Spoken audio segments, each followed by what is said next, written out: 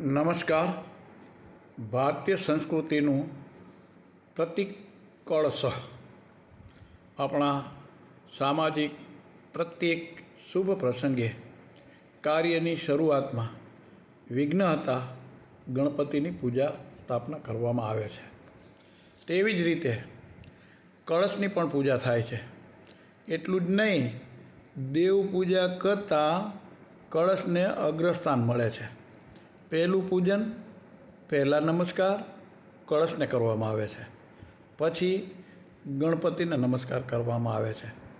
આની પાછળ અતિ સુંદર ભાવના રહેલી છે. સંસ્કૃતિની જ્યારે શરૂઆત થઈ હશે ત્યારે લાગ્યું હશે કે વરસાદ છે તો જ જીવન છે, અને હકીકતે જળ જ જીવન છે.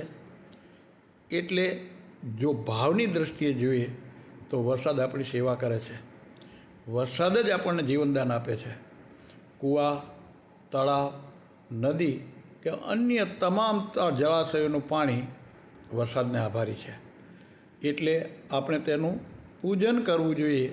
આવી મંગળ ભાવના સાથે વરુણ ભગવાનની કળશમાં સ્થાપના કરી પૂજન કર્યું હશે. કળશમાં વરુણદેવ બિરાજે છે તેવી ભાવનાથી કળશને સજાવવામાં, શણગારવામાં આવે છે. કળશના પૂજનથી તેમાં ભરવામાં આવેલ પાણી ઓજસ્મય બની જાય છે તેવી શ્રદ્ધા છે. તેથી તે જળનો અંગ ઉપર અભિષેક કરી રક્ષણ માટે પ્રાર્થના કરવામાં આવે છે. આપણા ઋષિઓએ પાણીના લોટામાં નદીઓ, સમુદ્રો, દેવો તેમજ વેદના વિચારો વગેરેની પ્રસ્થાપના કરી આપણા જીવનના પાપ ક્ષય અને શાંતિની પવિત્ર ભાવનાથી બિંદુમાં સિંધુના દર્શન કરાવ્યા છે. આ કળશનું મોટું સ્વરૂપ એટલે કુંભ.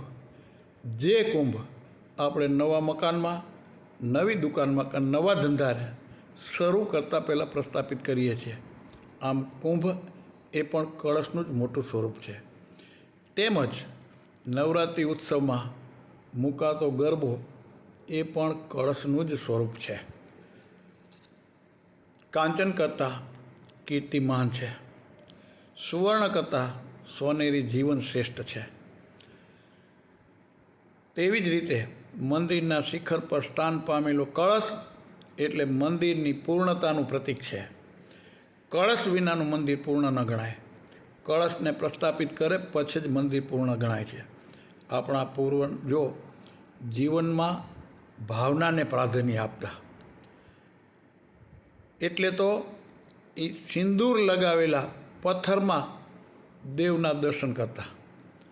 ભાવના એટલે જીવન છે, જે માનવને પોતાના કર્તૃત્વથી કીર્તિ પ્રાપ્ત થઈ હોય તેણે હીન ભાવ રાખવાનું કારણ નથી.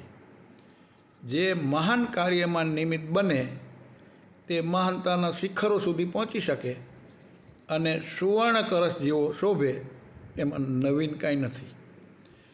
આ વાત કીર્તિને કળશની સાથે, અને એ પણ સુવર્ણ કળશની સાથે સરખાવવામાં આવી છે. આ બધી વાતોનું ચિંતન, મનન, સમજણ, આ બધી પ્રેરણાઓ આપણને સતત વરુણદેવ આપતા રહે તેવી શુભ ભાવના સાથે અંતઃકરણથી નમસ્કાર. અસ્તુ. જય શ્રી કૃષ્ણ. સૌનું મંગલ થાઓ.